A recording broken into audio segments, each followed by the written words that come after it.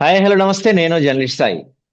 నిన్న జన సైనికులతో నిర్మించిన ఆత్మీయ సమావేశంలో పవన్ కళ్యాణ్ గారు కొన్ని కీలకమైన సంచలనమైన వ్యాఖ్యలు చేశారని చెప్పొచ్చు. మాట్లాడదాం, ఒక్కొక్క అంశం ఒక్కొక్క టాపిక్ వైజ్ గా మాట్లాడదాం. మనతోటి ఎన్ఆర్ఐ శిల్పారెడ్డి గారు ఉన్నారు. నమస్తే శిల్పారెడ్డి గారు. నమస్తే సాయి గారు. ఫస్ట్ పవన్ కళ్యాణ్ గారు నిన్న మాట్లాడుతూ ఆయన చెప్పిన ఫస్ట్ డైలాగ్ ఏంటంటే, కొంతమంది జన సైనికులే, జనసేన పార్టీ వాళ్ళే నాకు మెసేజ్లు చేస్తున్నారు, విజయ్ గెలుపు గురించి వాళ్ళు పొగుడుతున్నారు. ఎక్కడో ఊళ్ళో పెళ్లికి మీ హడావిడి ఏంటి అని ఆయన అన్నారు. అంటే ఆ ఆ సామెత మనకు తెలిసిందే, ఊళ్ళో పెళ్లి కుక్కల హడావిడి అంటారు కదా. అంటే ఇప్పుడు ఆయన అని జన సైనికులు అనేసినట్టే అనుకోవచ్చా మనం? 100% మీకు ఎందుకు అంత డౌట్? ఆల్రెడీ ఉమ్, అలానే ట్రీట్ చేస్తున్నారన్నది ప్రజల opinion. First of all Pawan Kalyan garu అందరూ కూడా ఆయన బాగుండాలన్న ఒక ఉద్దేశంతో అవతల సైడ్ వాళ్ళు గెలిచారు. మనం కూడా గెలవాలన్న ఒక మంచి మంచి ఉద్దేశాన్ని కూడా ఆయన స్వీకరించే పొజిషన్‌లో లేడు ఫస్ట్ థింగ్. అంటే ఉమ్, ఎందుకు ఇలా కూడా ఆలోచించకూడదు? ఏమో వీళ్ళందరూ మన మంచి కోరుకుంటున్నారు. మనం అలా గెలవాలని పంపించుండొచ్చు అని అనుకోవచ్చు కదా! అండ్ ఒకటండి, ఎంత బ్యాక్‌లాష్ వచ్చిందంటే ప్రతి ఒక్కరు దీని గురించి మాట్లాడారు. ఉమ్, ఎందుకు మాట్లాడారంటే, పవన్ కళ్యాణ్ అనే ఒక పవర్ స్టార్ రేంజ్‌లో ఉన్న పవర్ ఉన్న మనిషి ఇట్లా ఐ మీన్ 21 సీట్లు తీసుకొని నేను 15 సంవత్సరాలు నేను సీఎం గాను. నేను చచ్చేంత వరకు సీఎం గాను. ఈ స్పీచ్ మొత్తంలో I was much more disappointed for one statement. ఆ స్టేట్మెంట్ ఏందంటే, మేము 2014లో సింగిల్‌గా పోటీ చేసాం, 19 ఓడిపోయాము. 19 19. 2000 సారీ, సబ్జెక్ట్ టు కరెక్షన్. 2019లో మేము పోటీ చేసాము. మేము ఓడిపోయాము అని అన్నారు. ఓకే. Well and good. 2024లో మేము ఒకవేళ మేము ఓడిపోతే అనుంటే చాలా బావుండేది. ఆయన ఉమ్, ఒకవేళ జగన్మోహన్ రెడ్డి గారు గెలిస్తే అన్నారు. అసలు వాళ్ళ ఉమ్, గెలుపు గురించి మనకెందుకండి? మనం పార్టీ ఉమ్, పెట్టిందే ప్రజల కోసం నిలబడ్డానికి, పోరాడడానికి, ప్రశ్నించడానికి గదా! ఉమ్, ప్రశ్నించడానికి ఆయన గెలిస్తే మనకెంత, గెలవకపోతే మనమెంత. మనం గెలవడం అనేది మన గోల్ బెట్టుకోవాలి. పక్కనోళ్ళని ఉమ్. ఓడించడం అనేది గోల్ కాదు. అది మంచి మైండ్ సెట్ కూడా గాదు. ఓకే. ఆయన ఉమ్, మైండ్ సెట్టే I don't know for what reason a mind సెట్‌లో ఉండి అలా మాట్లాడారో నాకు తెలియదు. That statement proves that his mind set itself is a negative mind set అని. ఎందుకంటే వాళ్ళు ఓకే. గెలిస్తే నేను గెలవాలన్నది, నేను ఎగ్జామ్ పాస్ అవ్వాలన్నది నా ఉద్దేశ్యం. ఉమ్, నేను ఉమ్, ఫెయిల్ ఉమ్. అయిపోయినా పర్లేదు. నాతో పాటు ఇంకో 10 మంది ఫెయిల్ అవ్వకపోవాలనుకోవడం అది ఉమ్. ఏమంటారో జనాలే చెప్పాలి. ప్రజలే చెప్పాలి. అంటే అండ్ ఆ దాంతో స్పీచ్ పాటుగా మొత్తంలో కూడా హుహు. ఆ స్పీచ్ లో ఇంకో హైలైట్ పాయింట్ ఏంటంటే, అసలు నేను పార్టీ పెట్టింది సీఎం అవటానికి కాదు అన్నారు ఆయన. మీరు విన్నారు? ఇగ అట్లా చెప్పుకుంటూ పోతే మా పవన్ అన్న మాట్లాడిన మాటలు చానా ఉన్నాయి. 2014 ఎలక్షన్ క్యాంపెయినింగ్ అప్పుడు నేను ఉమ్, కుక్క బిస్కెట్‌లు ఇసిరేస్తే ఉండేవాడిని అని జెప్పి టీడీపీ నాయకులు అంటున్నారు మమ్మల్ని. కుక్క ఉమ్, బిస్కెట్‌లు ఉమ్, తీసుకొని అలా చేసేవాడినా నేను అని ఇలా ఊగిపోయి మాట్లాడారు. మరి ఉమ్. కట్ చేస్తే 2024 ఎలక్షన్‌లో 21 సీట్లని ఉమ్. ఏమంటారనేది పవన్ కళ్యాణ్ గారు చెప్పాలి. ఇంకా ఓకే. జన సైకిల్ ఉమ్, గూడా చెప్పాల్సొస్తది. ఎందుకంటే హి హాస్ స్ప్లిట్ పర్సనాలిటీయా? లేకపోతే ఆయన ప్రాబ్లమ్ ఏంటో నాకైతే తెలియదు యాక్చువల్లీ.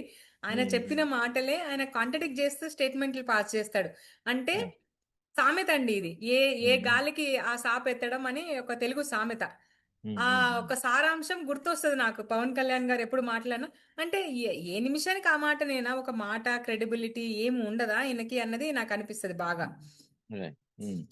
ఇక్కడే మరొక కీలక అంశం, మీరు అన్న పాయింట్ లోనే ఆయన ఇంకొక డైలాగ్ కూడా అన్నారు. ఏంటంటే ఆ కాపు నేస్తం అడుగుతున్నారు, కాపు కార్పొరేషన్ పనులు అడుగుతున్నారు, కాపులకి ఏం చేయట్లేదని అడుగుతున్నారు, పదే పదే నన్ను కాపుల గురించి అడుగుతున్నారు, నేను కాపులకి పంచడానికే ఉన్నానా, కాపులకి ప్రత్యేకంగా ఎందుకు చేయాలి అని మాట్లాడారు. ఇదే పవన్ కళ్యాణ్ గారు మన ఎలక్షన్స్ కి ముందు, మీకు ఎలాగూ లేదు, కనీసం కులభావం, నాకు కులం చూసాను నాకు ఓట్లేండి అని అడిగారు. మరి అప్పుడేమో కులభావం చూడమన్నారు, ఇప్పుడేమో గెలిచిన తర్వాత ఇప్పుడేమన్నా నా కులానికి ఆపాదించొద్దు, నాకు కులం లేదు మతం లేదు అంటున్నారు. ఇదంతా అంటే ఎందుకు ఇలా అంటే, వాడుకున్నారా కాపుల్ని, వాడుకొని అవసరం తీరిపోయాక ఇప్పుడు ఇక మీరు పోండి అన్నట్టు మాట్లాడుతున్నా అనుకోవచ్చా మనం? అంటే ఆ కాంటెక్స్‌లో నా పర్సనల్ ఒపీనియన్ ఏందంటే, చెరువు దాటాక తెప్ప తగలబెట్టడం అంటారు. చెరువు ఉమ్, దాటాక తెప్ప అవసరం గదా! దాటేసినాక ఇంక మాకేం అవసరం. సో, ఉమ్, ఎలక్షన్‌కి ముందు అందరి ఓట్లు గావాలి. కులం అన్నారు, మతం అన్నారు, ఉమ్, ఉమ్, ఉమ్, ప్రజలన్నారు, నా బీసీ అన్నారు, అసలు నేను క్రిస్టియన్ అన్నారు, నేను ముస్లిం అన్నారు. ఉమ్, తర్వాత ఏమన్నారు ఇప్పుడు కట్ చేస్తే? ఐ యామ్ అన్ అన్‌అపోలోజెటిక్ హిందూ అన్నారు. ఉమ్, ఎట్లా ఈ కాన్‌ఫ్లిక్ట్ ఆఫ్ ఇంట్రెస్ట్ ఆయనకి అంటే ఊసరవెల్లి లెక్క రంగులు మారుస్తారా మీరు అన్న ఒక భావన ప్రజల్లో ఉంది. ప్రజలు అనుకుంటున్నారు గూడా ఈ విషయము.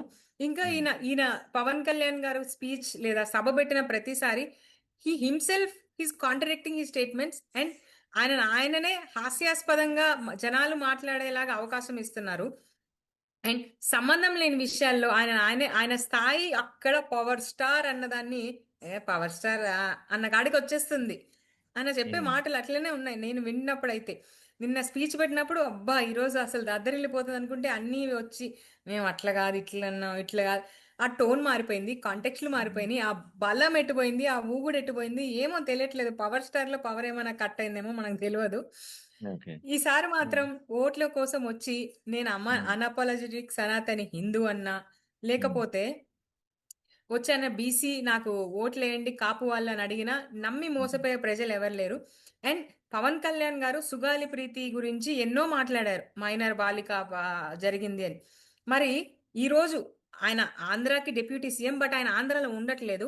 ఆయన తెలంగాణలో మాదాపూర్లో ఉంటాడు. ఉమ్, తెలంగాణ స్టేట్ లో ఒక మైనర్ బాలికకి అన్యాయం జరిగి అట్టుడికిపోతుంటే స్టేట్ మొత్తము కనీసం ఒక ట్వీటు సంతాపం ఎందుకు చెప్పట్లేదని చెప్పాలి. అంటే దాన్ని బట్టి నాకు అర్థమైంది ఏంటంటే పవన్ కళ్యాణ్ గారు అనే ఒక నాయకుడు, సో కాల్డ్ నాయకుడు అని ఆయన అనుకుంటున్నారు. అకార్డింగ్ టు మీ ఆయన నాయకుడు లీడర్ రెండు కాదు. He has failed in my prospective. ఆ పవన్ కళ్యాణ్ గారు అనే ఒక వ్యక్తి, ఏపీ డిప్యూటీ సీఎం గారు, ఇక్కడ ఆయన మైండ్ సెట్ ఏంటంటే అసలు మైనర్ బాలిక ఏమైతే నాకెందుకు, ప్రజలకు నాకైతే ఏంది, ఆడపిల్లలకు నాకైతే ఏంది, నాకు రావాల్సింది నాకు వచ్చింది అని నిమ్మకు నీరెత్తినట్టు ఉన్నారు. And okay. ఇవి ఉమ్, ఖచ్చితంగా ప్రజలు చూస్తూనే ఉంటారు. చదువుకున్న వాళ్ళు ఇంకా ఎక్కువగా గమనిస్తున్నారు. జెన్జీ విత్ పవన్ కళ్యాణ్ కాదు, జెన్జీ కూడా చూస్తుంది ఇది. ఓకే. రైట్. ఎందుకంటే నువ్వు జెన్జీ అంటే నువ్వు మైనర్ బాలికకి జరిగింది అది. ఉమ్, ఉమ్, నువ్వు ఉమ్, ఒక మైనర్ బాలికకి ఒక అన్యాయం జరిగిందని ఆ అమ్మాయి ఓపెన్ అప్ అయి కేసు పెట్టడమే ఒక విషయం. పెట్టినాక ఉమ్, ఆ అమ్మాయికి న్యాయం చేయకపోయినా పర్లే, మీరు అన్యాయం చేయకూడదు, అన్యాయం వైపు కూడా నిలబడకూడదు. ఇప్పుడు వీళ్ళందరూ సైలెన్స్ కూడా మౌనం అర్ధాంగీకారం అంటారు. వీళ్ళందరి ఉమ్, సైలెన్స్ ఏంటి? అమ్మాయి అన్యాయం చేసిందనా? ఏదో ఒకటి చెప్పాలి కదా. మరి పవన్ కళ్యాణ్ గారు సుగాలి ప్రీతి కేసులో అంత ఇష్యూ చేసినప్పుడు మరి ఈ విషయంలో ఎందుకు చేయట్లేదు అనేది పవన్ కళ్యాణ్ గారిని ఈ వేదికగా నేను అడగదలుచుకుంటున్నాను. ఈ విషయం మాత్రం పర్టికులర్ గా నిన్న రైట్. సభ మొత్తంలో ఆయన ఎంతసేపటికి కన్ డ్యామేజ్ కంట్రోల్ చేయాలని ట్రై చేశారు. అది ఉమ్, డ్యామేజ్ ఉమ్, కంట్రోల్ కూడా అందనంత డ్యామేజ్ అయిపోయింది. He has okay. Become a political joker. KA Paul అంటే అన్న నాకు అట్లీస్ట్ రెస్పెక్ట్ ఉంది. Pawan Kalyan garu I don't have any personal respect for him anymore. Okay. ఎందుకంటే కేఏ పాల్ గారు ఒక స్టాండ్ తీసుకుంటే ఆ స్టాండ్ మీద 10 సంవత్సరాల తర్వాత అయినా అదే స్టాండ్ తీసుకుంటాడు. ఒక ఉమ్, ప్రాబ్లం ఉమ్, వచ్చిందంటే ఈ will come to the camera and address చేస్తారు.